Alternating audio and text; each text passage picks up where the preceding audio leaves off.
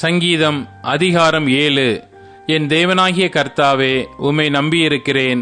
என்னை துன்பப்படுத்துகிறவர்கள் எல்லாருக்கும் என்னை விலக்கி ரட்சியும். சத்துரு சிங்கம் போல என் ஆத்துமாவை பிடித்து கொண்டு போய் விடுவிக்கிறவன் இல்லாமையால் அதை பீறாதபடிக்கு என்னை தப்புவியும்.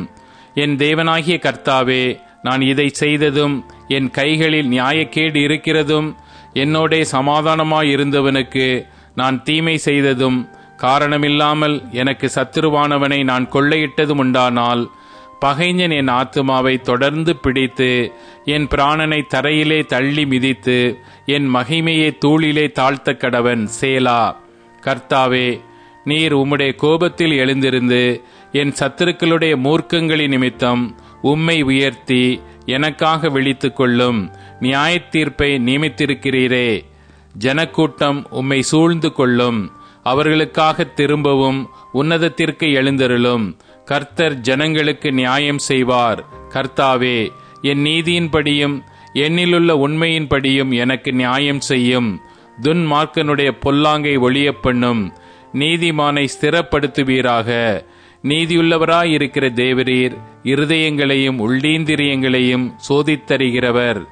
செம்மையான இருதயமுள்ளவர்களை ரட்சிக்கிற தேவனிடத்தில் என் கேடகம் இருக்கிறது. தேவன் நீதியுள்ள நியாயாதிபதி. அவர் நாள்தோறும் பாவியின் மேல் சினம் கொள்ளுகிற தேவன். அவன் மனம் திரும்பாவிட்டால் அவர் தம்முடைய பட்டயத்தை கருக்காக்குவார். அவர் தம்முடைய வில்லை நாணேற்றி அதை ஆயத்தப்படுத்தி இருக்கிறார். அவனுக்கு மரணாயுதங்களை ஆயத்தம் பண்ணினார்.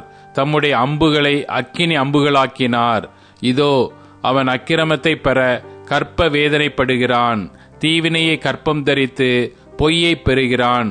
குழியை வெட்டி அதை ஆழமாக்கினான். தான் வெட்டின குழியில் தானே விழுந்தான்.